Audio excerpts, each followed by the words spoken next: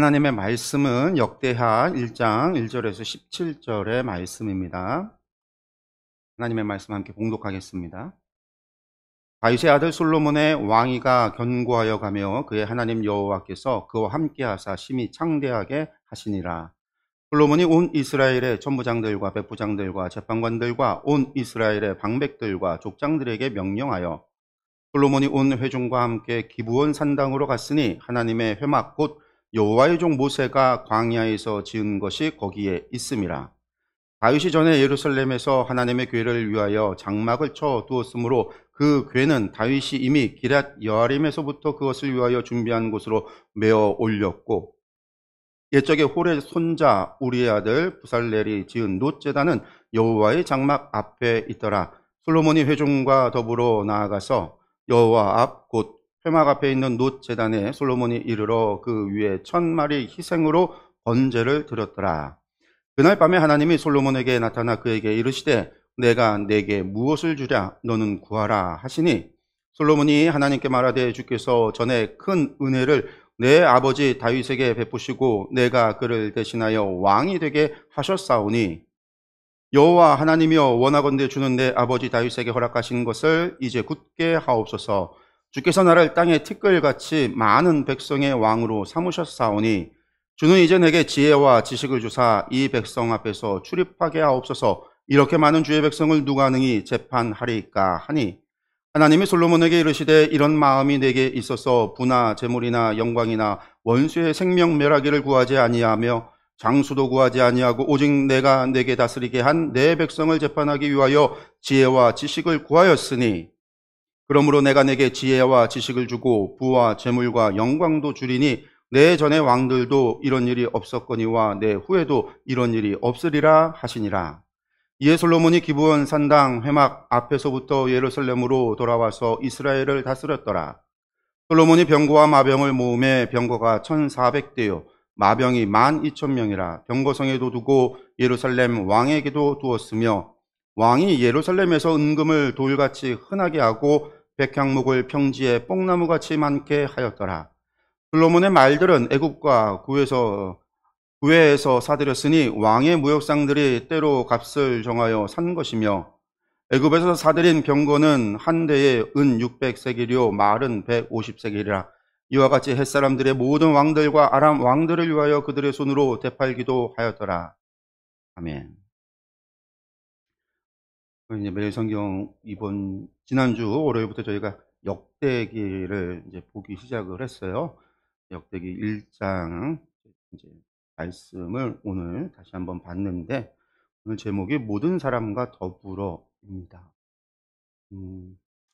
본문 볼까요? 기독교 신앙에는 개인적인 면이 강조됩니다. 하나님 앞에선 단독자로서 자기 삶을 결단해야 하고 골방에서 하나님과 독대하며 기도하는 시간을 가져야 합니다. 그러나 이것이 전부는 아닙니다. 기독교 신앙은 공적이고 공동체적인 면이 더 강합니다. 이스라엘과 교회 공동체에게 주어진 수많은 공적 규범, 내 이웃을 내 자신과 같이 사랑하라는 가르침이 그 증거입니다. 솔로몬은 이스라엘의 왕으로 모든 백성과 더불어 사는 신앙의 본을 보입니다. 이렇게 시작을 했어요. 사실은 오늘 말씀도 저는요, 제목이라 별로 마음에는 안 들어요. 이게 왜 이렇게 위에 이제 나눔 두 번째, 세 번째 질문에 넘어가서 왜 이런 식으로 갔을까, 좀 그런 생각이 좀 드는 그런 질문이기는 해요. 솔로몬의 이야기로 이렇게 풀어가기는 했는데, 이 교회는 하나의 공동체죠. 그거는 이제 구약이나 신약이나 마찬가지고, 이제 바울 사도가 에베소 골로새서에서 특별하게 이야기하고 있는, 교회는 우리는 뭐죠? 그리스도의 몸된 교회고 우리는 그 지체다. 그리고 예수님은 그 교회의 머리가 되신다라고 가르치고 있잖아요. 그리고 신앙이라고 하는 것은요, 우리가 이제 믿음의 결단은 우리가 스스로 내려야 되지만 그 믿음이 우리가 홀로 가질 수는 없어요. 공동체가 함께 해야만 돼. 그래서 교회가 필요한 거고, 그래서 그리스도의 몸된 교회라고 하는 것을 하나님께서 바울 사도를 통해서 우리에게 말씀하고 계시는 거죠. 왜 그러냐면 믿음의 훈련, 신앙의 훈련은요, 혼자 할 수 있는 게 아니기 때문에 그렇습니다. 혼자 할 수 있는 게. 특별하게 말해서 요한은 1서에서 하나님은 사랑이시다라고 이야기하면서 너희가 사랑하지 아니하면 하나님을 알지 못하나니 왜? 하나님이 사랑이시기 때문에. 우리가 사랑을 해야 하나님을 알 수 있다라고 말을 했어요. 그러면서 그 사랑의 대상이 하나님을 사랑하는 것만을 얘기하는 게 아니라 너희가 서로 사랑하라. 사람은 사람을 사랑하고, 그러니까 부모가 돼서 자식을 사랑하고, 또 자식이 우리가 성장하면서 친구를 사귀어서 친구를 사랑하고, 또 형제 가운데 있어 형제를 사랑하고, 그리고 커서 남자가 여자를 만나서 부모를 떠나 서로 사랑하여 하나가 되어져서 사랑하고, 남편이 아내를, 아내가 남편을 사랑하고, 그리고 또 자식을 낳아서 그 자식을 사랑하고, 부모가 돼서 자식을 사랑하고, 이게 사랑이라고 하는 일생을 통해서 사랑을 받고 사랑을 하고 사랑을 배우는 과정을 통해서 우리가 사랑을 함으로 하나님이 우리를 사랑하는 그 사랑을 알고 하나님을 알아간다라는 거예요. 하나님께서 우리로 하여금 너희가 나를 사랑하라 라고 말씀하셨는데, 그 사랑은 어떤 사랑을 원하시는가 라고 할 때 그 사랑이 우리가 하나님을 볼 수도 없고 형상도 없는 그 하나님을 어떻게 사랑해야 되는가, 우리가 서로 사랑하는 그 사랑을 통해서 하나님 사랑하는 법을 배워야 된다라는 거죠. 그렇기 때문에 혼자서 할 수 있는 게 아니라 공동체적인 거예요. 그래서 서로 사랑하라는 거죠. 하나님 나라가 공동체적인 거예요. 그리고 하나님 말씀대로 순종하며 살아가는 것도 공동체적인 거예요. 나 혼자는요 순종하지 못하지만 함께 할 때 순종할 수 있기 때문에 그래요. 왜 그러냐? 하나님 말씀대로 하라고 이야기하는데 나 혼자는요 안 할 수 있어요. 나태해질 수 있다고요. 불순종할 수 있지만 사람이 함께 하게 될 때는요 해야 된다라고 이야기하는 사람, 옆에서 말해주는 사람, 옆에서 끌어주는 사람, 밀어주는 사람, 일으켜 세워주는 사람 존재한다라는 거예요. 그게 공동체. 그래서 순종은, 훈련은 공동체를 통해서 이루어지는 거예요. 그래서 교회가 필요한 거죠. 우리가 아무리 신앙이 좋은 사람이라고 해도, 그 좋은 사람이라고 해도 복불장군이 돼서 신앙을 유지할 수는 없어요. 그것은 존재하지 않아요. 그러니까 가정교회라고 해서 정말 가정교회 한 가정만 신앙을 가지고 지켜서 그 가정이 이렇게 해서 갈 수가 있다라고 우리가 생각할 수 있을지 모르겠지만 그것도 불가능한 거예요. 인간이 사회적 동물인 것처럼 우리의 복음은 사회적 복음이기 때문에 그런 거죠. 왜? 우리가 하나님의 말씀은 공동체, 사회적이기 때문에요. 왜요? 나가야 되니까. 주의 복음은 전해야 되는 거고요. 사랑은 해야 되는 거고요. 우리 안에서만 소화시켜야 되는 게 아니라 바깥으로 에너지를 방출해야 되는 거예요. 우리의 믿음과 신앙과 사랑 이런 것들이 방출돼야 된다라는 거예요. 이게 공동체 안에서, 교회 안에서. 그래서 교회가 필요한 거죠. 그래서 교회를 세운 거고요. 교회를 세우라고 하는 거고. 성령님이 이 땅 가운데 처음으로 성령의 임재가 이루어 나서 세워진 게 교회이잖아요. 교회. 왜 교회를 세우는, 왜 그리스도를 교회, 그리스도의 교회가 그리스도의 몸된 지체라고 이야기를 하는가? 그게 필요하기 때문에 그런 거잖아요. 우리에게 필요하다라는 거예요. 우리 하나님께 필요한 게 아니라 우리에게 필요한 거죠. 우리는, 인간은 홀로 고고하게 선 존재가 아니기 때문에. 왜요? 죄인이기 때문에. 우리는 홀로 죄인이기 때문에. 우리가 신앙을 지키기 위해서는요, 교회 공동체가 있어야 돼요. 같이 있어야. 그래서 어쩌면 사실은 공동체가 클수록 좋아요. 우리가 사실은 몇 명 되지 않는 우리 작은 교회에서는요 잘 드러나지 않아요. 사람이 많을수록요 사람이 드러나요.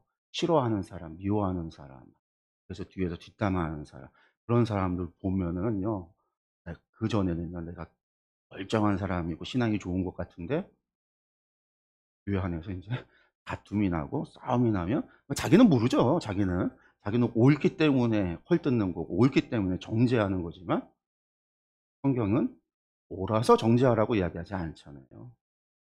자기 눈에 들보를 보지 못하고 남의 눈에 티끌을 보냐고 정죄하라고 가르치지 않거든요.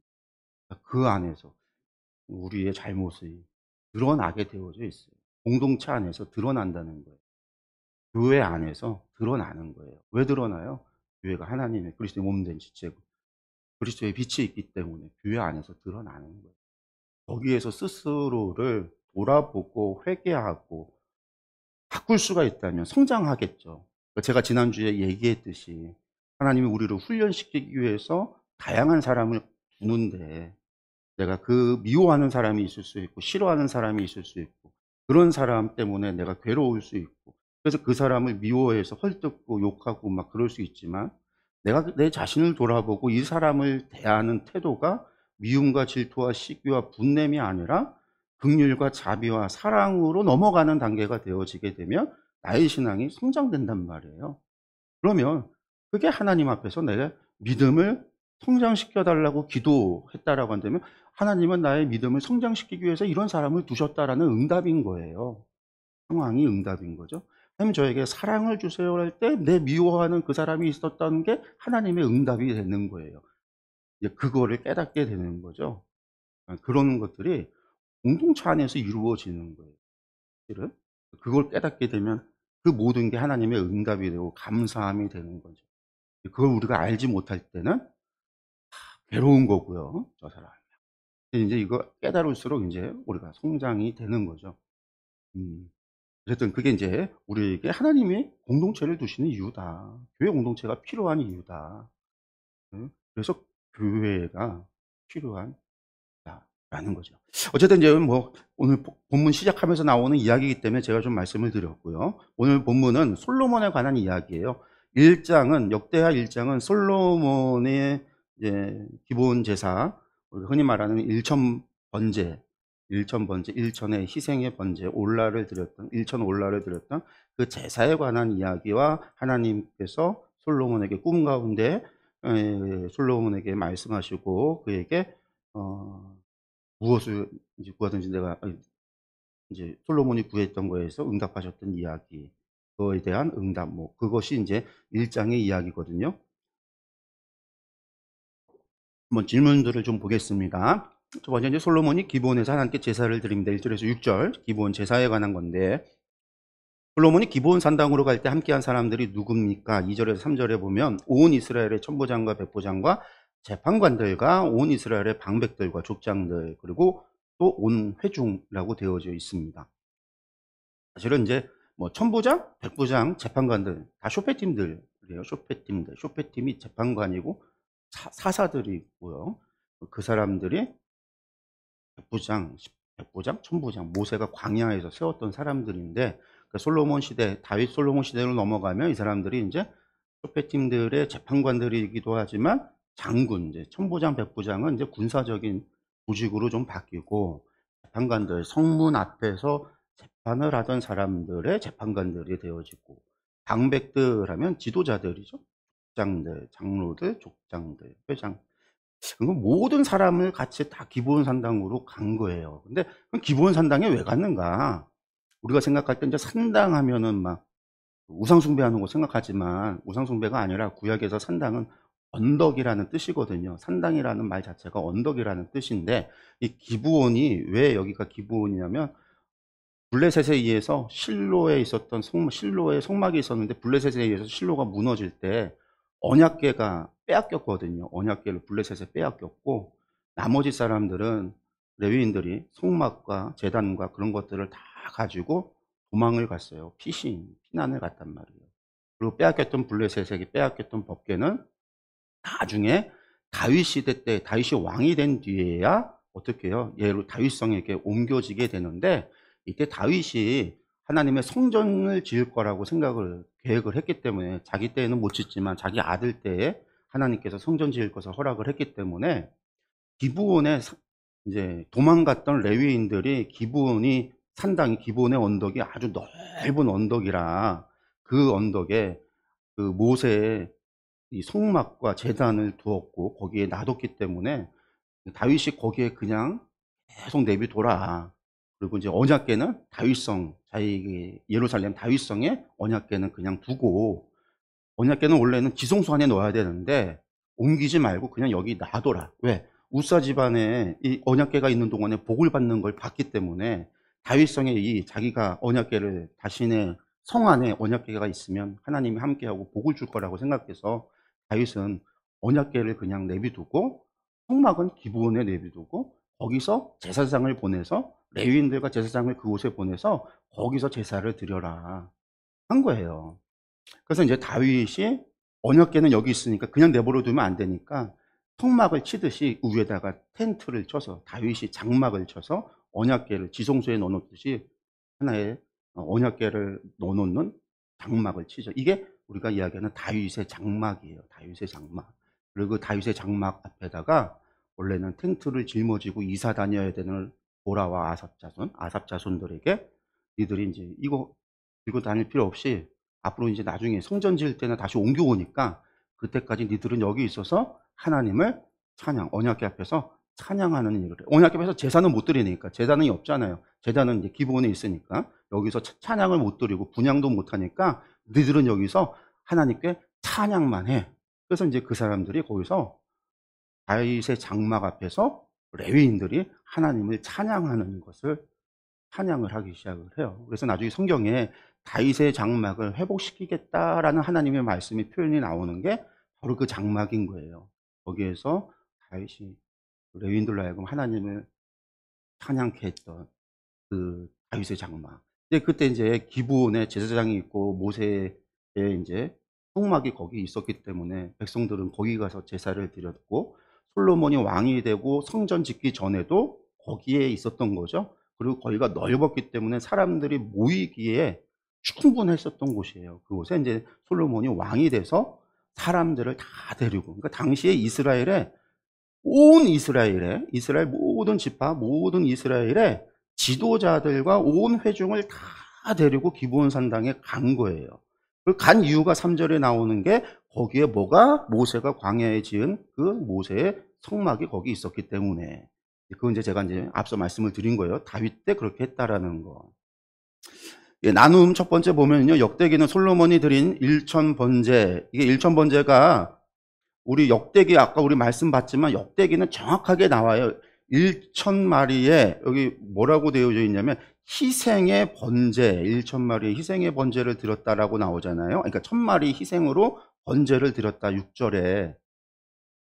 이게 무슨 말이냐면 번제라고 하는 말은 히브리어로 올라라고 하는 거. 하나님 앞에 드리다라는 제사예요. 제사의 이름이에요.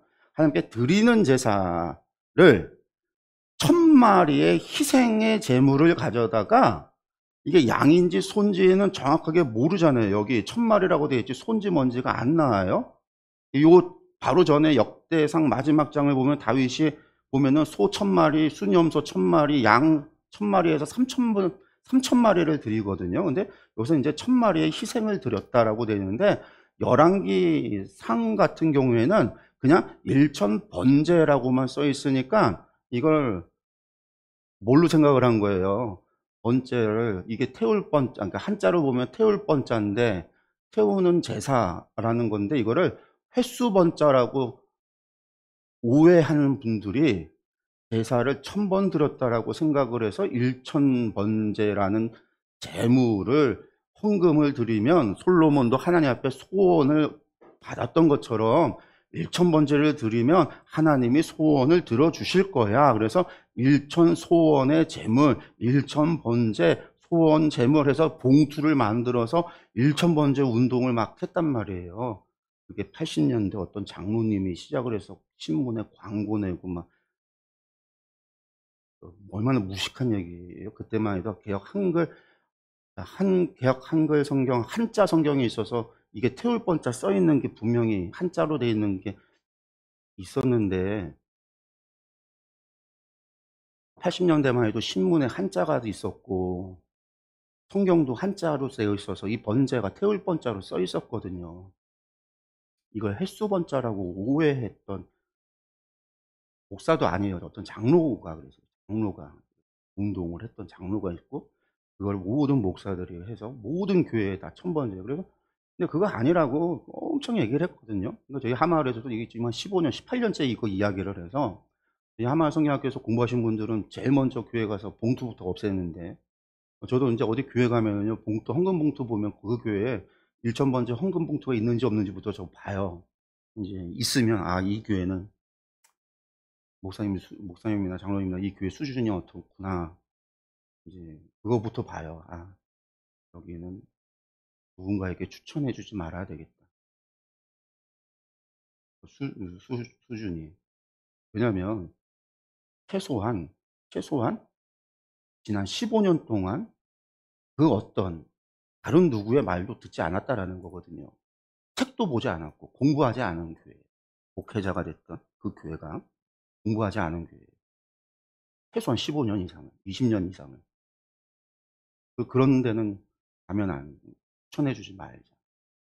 저희 지방에도 꽤 많았는데 요즘은 다 많이 없어졌어요. 저희 지방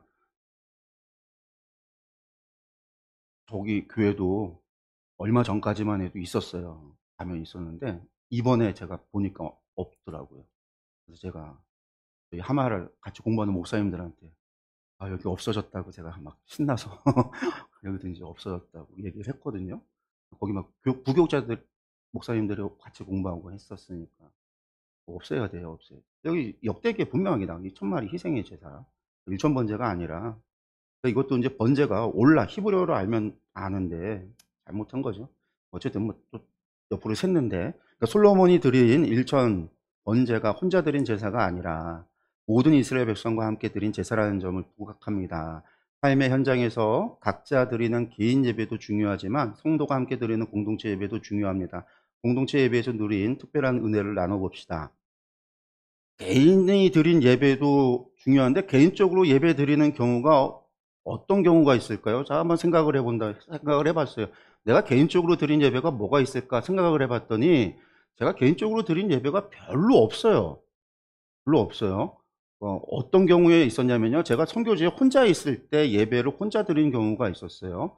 한국에 들어와서 아내하고 저하고 둘이 직동에서 예배 드린 적이, 주일 예배를 둘이 드린 적이 있었고, 혹은 유학 중에 저하고 결혼해서 있을 때 그냥 가정 예배 드렸던 적은 있었는데, 내가 혼자 예배를 드렸다? 그건 이제 새벽 예배 때 나와서 제가 혼자 새벽 예배를 드리는 거나 하는 경우들이 있었는데, 그때 특별히 혼자 드리는 예배에서 은혜 받은 기억이 많지가 없어. 그래서 안 떠올리더라고요. 옛날 부흥강사님들 보면 예배 때 개청 예배하면서 혼자 예배 드리면서 자리에 없으니까 맨날 방석 갖다 놓고 방석에 아무것도 없으니까 돌멩이 갖다 얹어 놓고 막 예배 드리면서 막 그런 이제 간증 얘기 들으면 감동도 되고 그러는데 저도 그래서 예전에 그런 적도 있었지만 아무런 느낌이 없더라고요. 흉내밖에 안 되고. 근데 도리어 함께 드리는 예배나 집회 가운데 하나님 만난 경험이 더 많더라고요. 제가 하나님을 처음 만났던 것도 중3 때 수련회 가서 수련회 저녁 집회에서 하나님을 처음 만났었고요. 제가 하나님에게 만나는 저에게 있어서의 어떤 몇 번의 신앙의 그래프를 그려본다면 어떤 터닝 포인트가 되는 몇 개의 지점들이 있는데 그런 지점들이 있었던 곳들은 저 혼자만의 시간을 가졌던 것은 아니었던 것 같아요. 그러니까 하나님 중3 때 하나님을 만났던 것 가장 컸던 경험이 있었고 제가 선교사 훈련을 받으면서 리트릿에서 다시 한번 하나님을 경험했었던 그 시간도 사실은 리트릿에서 훈련 과정에서 리트릿 저녁 집회를 통해서였거든요.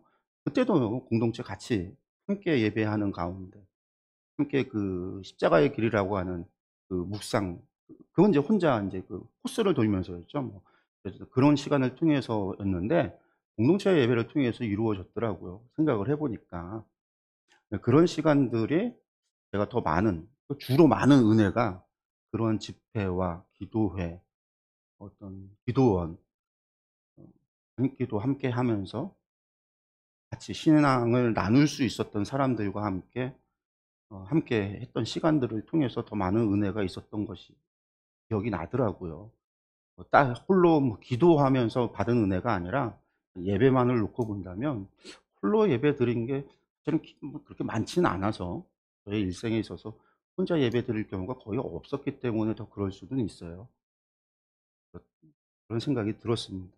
이제 어쨌든 하나님을 만났던 그런 중요한 터닝 포인트가 됐던 그런 중요한 순간들은 대부분 그런 시간들이었다라고 하는 것을 또 생각이 나더라고요. 두 번째, 솔로몬이 하나님께 지혜와 지식을 구하는 이야기가 나오죠. 7절에서 17절. 근데 이 말씀 보면요, 솔로몬이 하나님께 지혜와 지식을 구하는 이유는 무엇입니까? 10절에 많은 주의 백성을 누가 능히 재판합니까? 이런 이제 이야기를 해요. 그리고 하나님은 솔로몬의 어떤 점을 칭찬했냐? 11절에 보면 내가 내게 다스리게 한 내 백성을 재판하기 위하여 지혜와 지식을 구했다. 여기 보면요, 오늘 오전 말씀이 생각이 나는 거예요. 오전에 뭐였어요? 욕망의 눈으로 듣고, 욕망의 눈으로 보고, 욕망의 눈으로 기도하지 말라고 그랬잖아요, 제가. 우리가 욕망의 눈으로 보고 욕망의 눈으로 구하는 것은요, 패역한 세대라고 제가 오전에 말씀을 드렸잖아요. 솔로몬의 기도를 보면 딱 우리가 알 수 있어요. 하나님이 뭘 기뻐하셨는가. 지금 하나님이 솔로몬을 만난 게 환상 가운데 본 게 아니라 솔로몬이 그날 기본에서 제사를 드리고 잠을 자는데 꿈속에서 하나님을 만난 거예요. 이게 첫 번째 꿈이에요. 꿈에서 만난 거예요. 나중에 이제 성전 낙성식 이후에 두 번째 하나님을 만나는 장면이 열왕기상을 보면 나오는데 그것도 꿈속에서 하나님을 만나는 거거든요. 솔로몬이 꿈에 하나님을 만나서 하나님께서 솔로몬에게 했는데 솔로몬에게 왜 기뻐했는가? 솔로몬이 뭘 구했기 때문에 보면은요, 솔로몬이 어떤 자세를 가지고 있어요? 이 백성이 내 백성이 아니에요. 하나님의 백성이지. 나는 주의 종이에요. 내가 왕이니까 이게 내가 주인이고 이게 내 거다라는 생각을 가지고 있는 게 아니라 나는 하나님의 종이고, 다윗도 자신을 하나님의 종이라고 자신을 생각을 했었고, 솔로몬도 여전히 하나님의 종이라고 자신을 생각을 했었고, 그리고 내가 왕으로서의 나의 사명은 뭐냐면 이 백성을 내가 통치하고 내가 다스리는 게 아니라 나는 뭐예요? 재판하는 사람, 쇼페팀이라는 거예요. 여전히 쇼페팀 사사라고 생각을 하는 거예요. 쇼페팀 재판관들 중에 이게 쇼페팀이라고 생각을 하는 거예요. 그러니까 이 백성들 가운데 시비가 붙었을 때 그거를 갖다 시시비비를 가리는 재판관이라고 생각을 하니까, 근데 백성의 수는 많고 이걸 내가 어떻게 감당할 수 있겠습니까? 라고 생각을 해서 하나님 앞에 내가 이 백성, 이 많은 주의 백성을 내가 어떻게 재판할 수 있겠습니까? 라고 하면서 저에게 열왕기서에서는 들을 귀를 달라. 재판을 잘 할 수 있도록 하나님의 백성의 문제들을 잘 해결할 수, 하나님의 율법으로, 하나님의 법으로 잘 재판할 수 있도록 들을 귀를 달라고 열왕기서에는 구하거든요. 그러니까 하나님이 뭐라고 얘기해요? 내게 있어서 부나 재물이나 영광이나 원수의 생명 멸하기를 구하지 않고 장수, 오래 사는 것도 구하지 않았다. 이게 뭐예요? 내가 욕망의 눈으로 구하지 않았다라는 거예요. 세상의 가치관으로 중요하게 여기는 것들을 구하지 않았다라는 거예요. 솔로몬은 뭘 구하고 있어요? 하나님 나라에서 자신이 유익한, 내가 지금 사명이 왕으로서의 사명을 받았는데 왕으로서 내가 감당해야 될 몫이 뭐냐? 백성들을 재판하는 건데 이 사명을 잘 감당할 수 있도록 내게 다스리게 한 내 백성을 재판하기 위해서 지혜와 지식을 구했다. 하나님 나라에서 사명을 잘 감당할 수 있는 유익한 종이 되기를 구했다라는 거예요. 오전 말씀을 생각해 보면 솔로몬이 지금 그걸 구한 거예요. 욕망의 눈으로 구한 게 아니라, 욕망으로 구한 게 아니라 하나님 나라에서 유익한 종이 되게 해달라고 구한 거예요. 하나님이 지금 그것을 기뻐했다라는 거잖아요. 네가 네 욕망을 구한 게 아니라서 하나님이 이걸 기뻐하니까 어떻게 해요? 이것까지 다 줬다라는 거예요. 구하지 않은 것까지 다 줬다라는 거예요.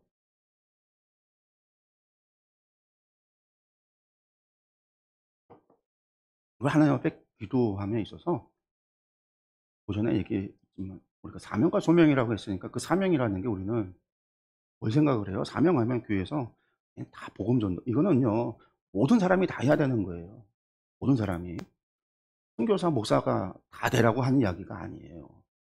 우리가 각자의 삶의 자리에서 지체가 다 다르잖아요. 그리스도의 몸내 지체였으니까 누구는 손으로, 누구는 발로, 누구는 머리로, 누구는 코로, 누구는 눈으로, 누구는 귀로 다 다르단 말이에요. 교회 안에 목회자도 있어야 되지만 장로도 있어야 되고 권사도 있어야 되고 집사도 있어야 되고 각각의 역할을 따라서 반주자도 있어야 되고 찬양하는 사람도 있어야 되고 안내하는 사람도 있어야 되고 다 다른 것처럼 하나님 나라에서도 지체마다 다 다르단 말이에요. 거기에서의 사명은 다 다를 수밖에 없어요.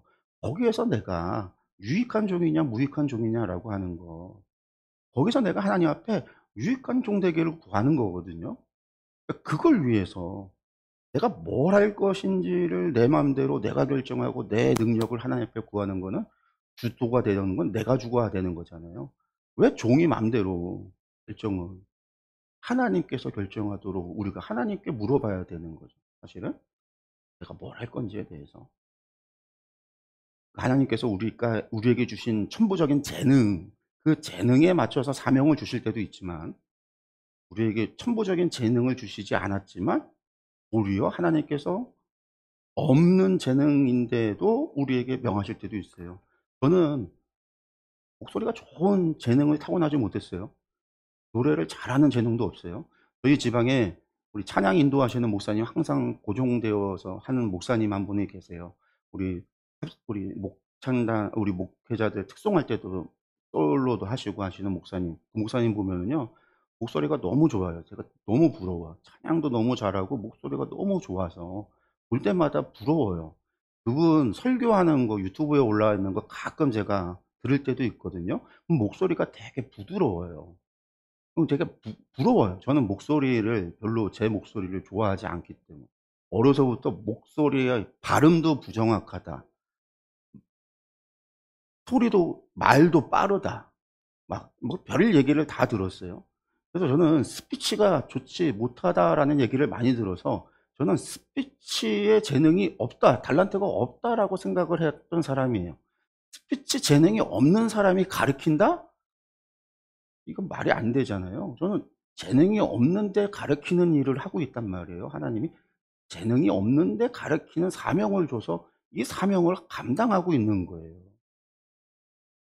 재능하고 사명하고 다를 때가 있다라는 거예요.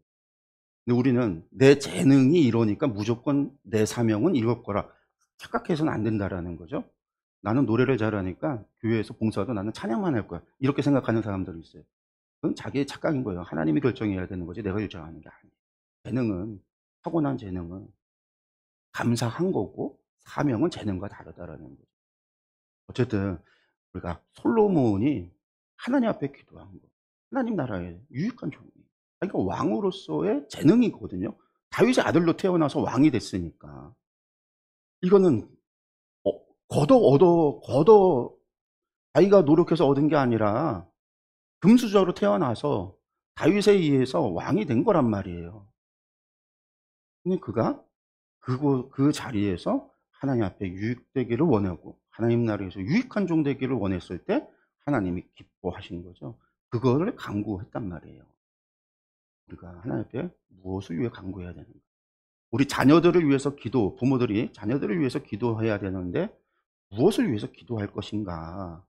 자녀들이 똑똑해져서 시험 잘 봐서 좋은 대학 가고 좋은 직장 얻고 그게 중요한 게 아니라 하나님 나라에서 유익한 종 되기를 하나님 나라에서 유익한 종이 되도록 유익한 사람이 되도록 그리스도의 몸된 지체에서 유익한 세포가 돼야지 무익한 세포는 암이란 말이에요. 잘라버려야 되죠. 해야 되잖아요. 유익할 수 있도록 위해서 그러면 하나님께서 알아서 능력을 주신단 말이에요. 우리가 구하지 않아도. 우리가 이제 이러한 부분들이 오전에 제가 이제 오늘 설교했던 내용하고 솔로몬의 기도가 딱 그렇거든요. 솔로몬은 욕망을 구하지 않았다라는 거.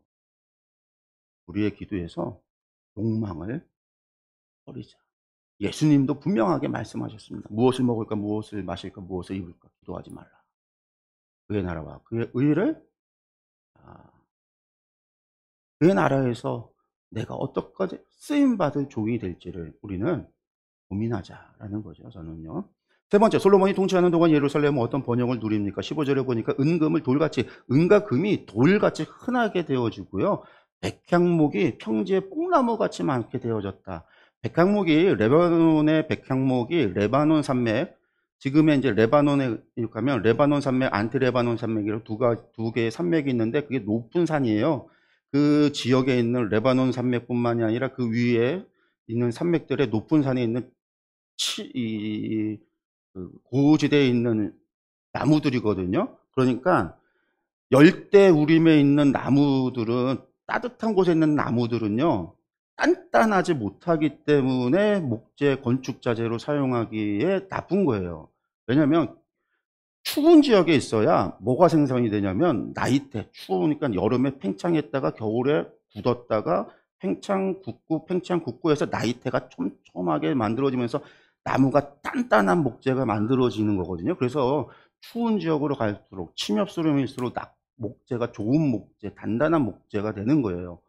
그러니까 우리 이 길가에 있는 플라타너스 같은 거는 아무 짝에 쓸모가 없는 목재잖아요. 근데 뭐 참나무 이런 것들, 이런 게 우리가 목재로 배나 우리나라 옛날에 판옥선 같은 거 만들면 판옥선 참나무로 만들면 단단해서 일본에서 만든 삼나무 배하고 우리나라 판옥선하고 부딪히면 그냥 삼나무로 만든 일본 배가 다 부서지는 이유가 목재 자체가 우리나라 참나무가 워낙 단단하기 때문에 일본의 삼나무는 다 나무가 약하기 때문에 그렇다라는 거잖아요.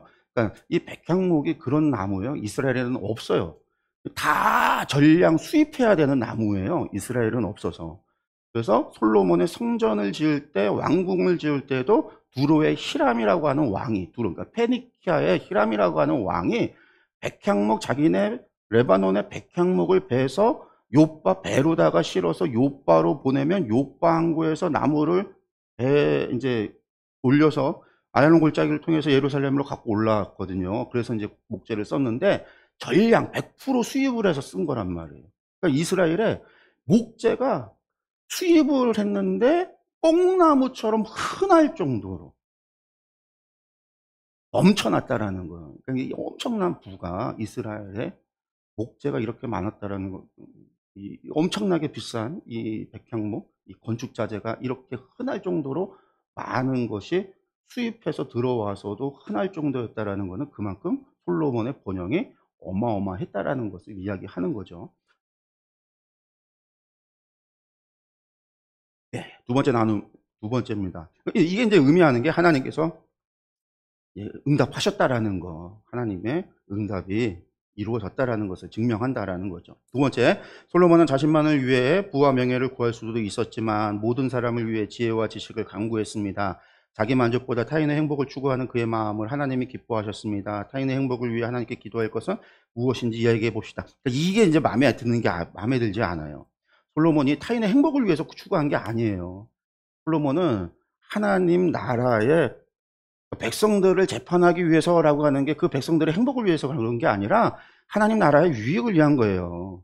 하나님 나라에 내가 종인데 하나님의 백성을 어떻게 잘 할 수 있겠습니까? 내 역할이 사명이 그건데 이 사명을 잘 할 수 있는 방법은 이걸 강구한 거지.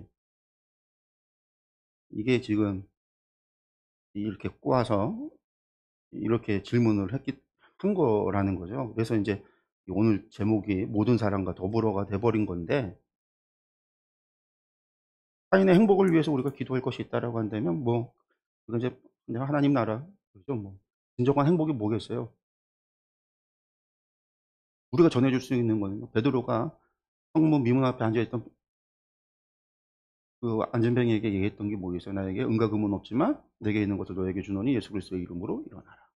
우리가 정말로 줄 수 있는 행복이라고 한다면, 복이라고 하고 은혜라고 하고 복이라고 한다면 정말 줄 수 있는 것은 뭐겠어요? 복음인 거죠.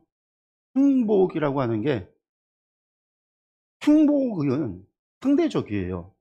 절대적인 값이 이 세상의 가치관으로 행복은요, 상대적이에요. 어떤 사람은요, 히말라야 산맥을, 에베레스트 산을 올라가서 행복을 누리는 사람이 있어요. 어떤 사람은 여기 깔딱고개만 올라가도 죽을 것 같은 사람이 있어요. 행복이 다르다고요. 사람마다 다르다고요. 어떤 사람은 밤새 게임하면서 행복을 누리는 사람이 있고요.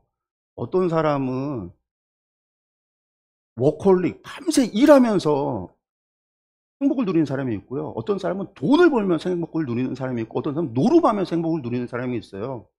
타인의 행복을 위해서 노름하는 사람을 위해서 그 사람 행복을 위해서 노름하라고 기도하겠어요? 그러니까 그게 아니란 말이에요. 영원한 행복이라고 하는 것은 우리가 줄 수 있는 건 뭐겠어요? 우리가 줄 수 있는 건 복음인 거죠. 우리가 줄 수 있는 것은요, 영원한. 세 번째, 수많은 병거와 마병, 은금과 백향목, 말들은 하나님이 솔로몬에게 주신 약속이 성취되었음을 보여줍니다. 이는 솔로몬이 누린 부귀 영화이면서 모든 사람에게 미친 안정과 풍요입니다. 타인의 유익을 구했을 때 하나님이 내 필요까지 채우신 경험, 혹은 하나님이 나를 통해 주변 사람들의 필요를 채우신 경험을 나눠봅시다. 이렇게 얘기를 했는데, 이것도 이제 질문이, 이제 제가 얘기하는 거죠. 잘못한 거죠. 잘못됐다고. 2번하고 똑같이. 그런 거죠. 솔로몬이 이 질문이 이게 아니라 솔로몬 한 명이 하나님 앞에 하나님 나라에서 유익한 사람이 되기를 간구했고 그래서 하나님 나라에서 유익했더니 유익한 사람이 돼서 복을 받으니까 어떻게 해요? 그 한 사람으로 인해서 이스라엘이 다 복을 받았다라는 거. 우리가 이렇게 바꿔야 되죠. 한 사람이 복을 받으니까요. 이스라엘이 복을 받은 거예요. 그런데 아브라함이 복을 받으니까요. 온 인류가 복을 받았다라는 거예요. 아브라함을 믿음의 조상을 우리의 믿음의 조상이 되는 아브라함이 복을 받아 하나님으로부터 약속 언약을 받았더니 모든 인류가 아브라함을 통해서 언약의 백성이 될 수 있었단 말이에요. 그게 한 사람으로 말미암아 하는 거잖아요. 나 한 사람으로 말미암아가 될 수 있다라는 거예요. 나 한 사람으로 말미암아.